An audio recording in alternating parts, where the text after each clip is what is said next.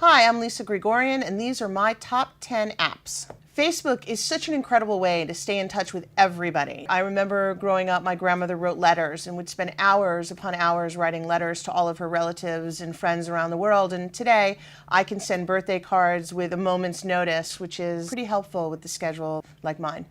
PS Express is my go-to, but don't tell anyone, it's my secret app. I use it for all of my pictures so I can crop them and make changes to them before I upload them.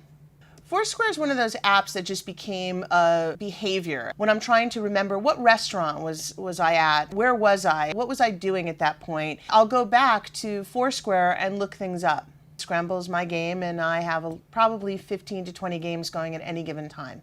Gilt. G-I-L-T. So there's no guilt involved with Gilt. It's a shopping site. I'm addicted to it. I love it. I grew up in New York City, and it's very similar to the sample sales that I used to go to as a teenager in New York, but it just happens to be online. Instagram makes every picture look amazing. Who wouldn't use it? Uber. Living in Los Angeles, it's really important that you don't get a DWI because that could really put a strain on all your relationships. So I have never had a DWI. I never will because I use Uber. Save to PDF is primarily used on my iPad, and it's where I keep most of my documents for work. I do a lot of viewing on Netflix, especially when I work out on the treadmill or the bike.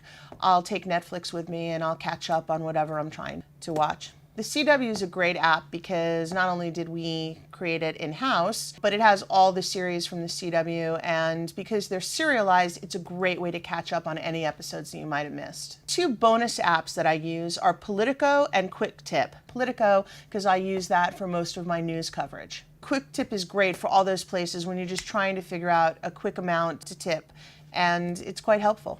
So these are my top 10 apps, plus a bonus too.